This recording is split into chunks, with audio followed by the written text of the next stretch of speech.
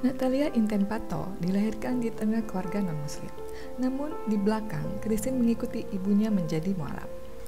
Setelah remaja, Christine memutuskan mengenakan hijab dan cadar atau penutup wajah. Berikut kisahnya.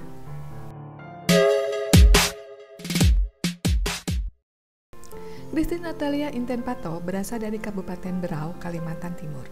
Latar belakang keluarganya sangat beragam. Sang nenek, orang tua dari ibunya, lahir di Manado, Sulawesi Utara, dari keluarga pemeluk agama Nasrani. Takdir mempertemukan neneknya dengan seorang laki-laki muslim. Pernikahan pun terjadi, neneknya itu lantas menjadi mualaf. Kakek dan neneknya memiliki beberapa anak. Salah satunya ialah perempuan yang kelak melahirkan Christine. Wanita ini saat dewasa jatuh cinta kepada seorang lelaki asal Papua yang memeluk Kristen. Meskipun antara keduanya terdapat perbedaan agama, rasa cinta itu tidak padam.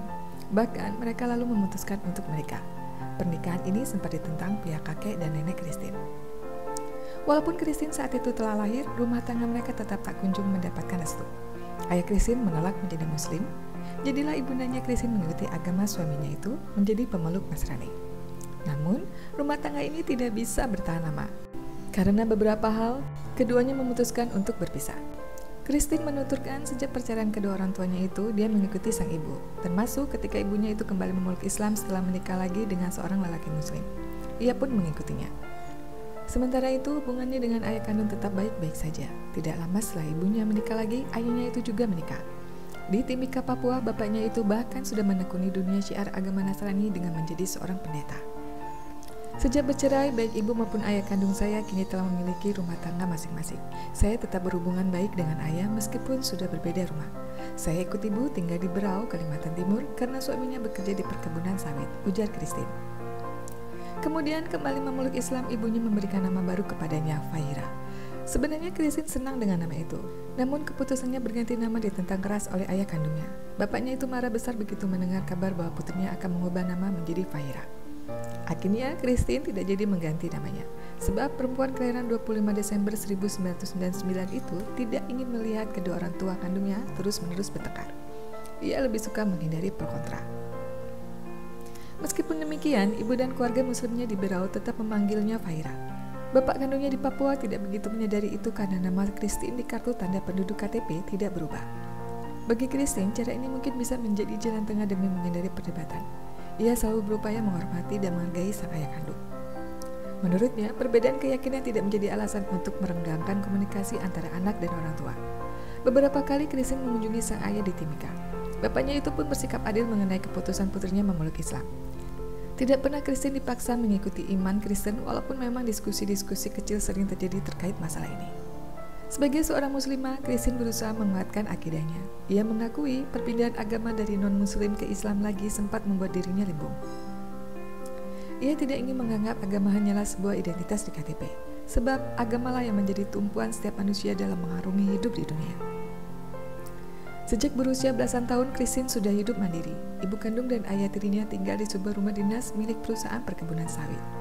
Karena alasan lebih dekat dengan sekolah, Christine pun tinggal terpisah dari keduanya. Ia menetap di rumah seorang kerabatnya. Jauh dari orang tua di satu sisi membuatnya bebas. Namun, bukanlah kebebasan yang menarik hatinya. Christine saat itu justru berpikir perlu tempaan pendidikan agama. Waktu duduk di kelas 2 SMK, ia mulai merasakan keresahan psikologis. Hati saya terasa kosong saat itu. Saya muslim tetapi terasa ada yang kurang. Apakah karena ibadah saya yang jauh dari sempurna?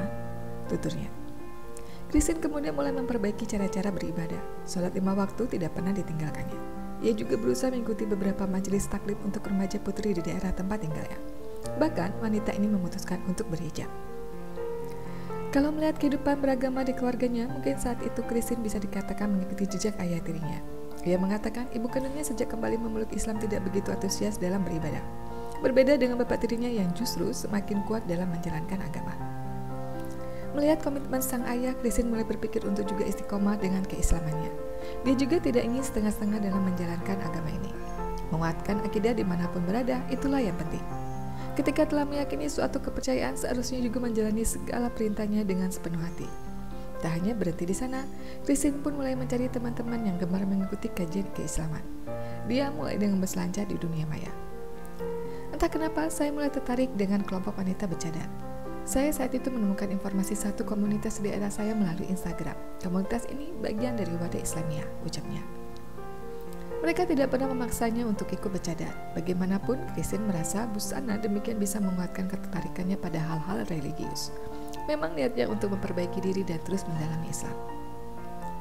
Pada November 2017, ia mulai membiasakan diri untuk mengenakan setelan busana jilbab panjang dan menutup wajah itu.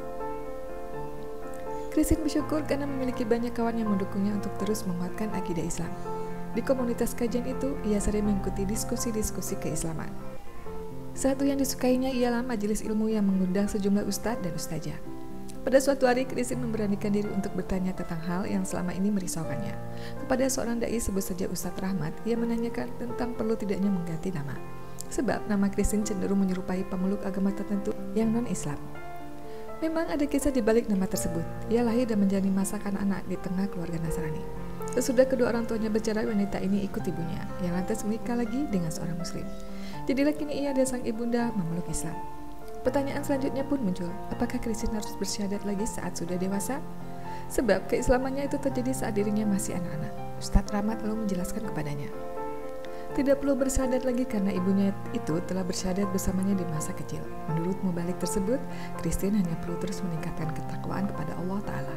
Caranya dengan giat belajar agama Islam dan rutin beribadah, sunnah dan terlebih lagi yang wajib.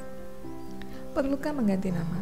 Menurut sang ustadz, nama bukanlah tolak ukur keagamaan. Akidah seseorang tidak dipengaruhi oleh namanya. Maka tidak masalah bila dia tetap dengan nama lahirnya itu. Jawaban tersebut menenangkan hati Christine. Kini ia sudah menikah dengan seorang muslim yang dicintainya. Rumah tangganya sempat diterpa ujian. Beberapa bulan sesudah akad dan resepsi, pasangan ini mendapatkan kabar gembira. Christine mengandung anak pertama. Allah memiliki rencana lain untuk saya dan suami. Saya yakin semua ujian memiliki hikmah di baliknya. Namun kehamilannya itu tidak dapat bertahan lama. Ia mengalami keguguran sehingga harus kehilangan janin yang dikandungnya. Christine pun percaya suatu hari Allah akan mempercayakan kembali kepada ia dan suami untuk dikaruniai seorang anak. Saat ini dia merasa perlu untuk terus memperbaiki diri. Seperti dinasihatkan beberapa ustadz, yang paling penting adalah jangan pernah melalaikan sholat 5 waktu. Suami Christine merupakan seorang fotografer. Kondisi pandemi COVID-19 sempat membuat penghasilannya menurun. Namun, keduanya terus bertahan dengan menjalani bisnis produk-produk yang dijual secara daring. Christine menjadi model foto untuk konten-konten di Instagram, sedangkan suaminya yang menjadi juru potretnya. Satu hal yang terus diharapkan agar terwujud, yakni hidayah iman dan Islam. Christine sangat berharap ayah kandungnya pada suatu hari akan mendapatkan petunjuk ilahi. Meski hidayah itu adalah urusan Allah, sebagai anak dirinya hanya bisa berdoa.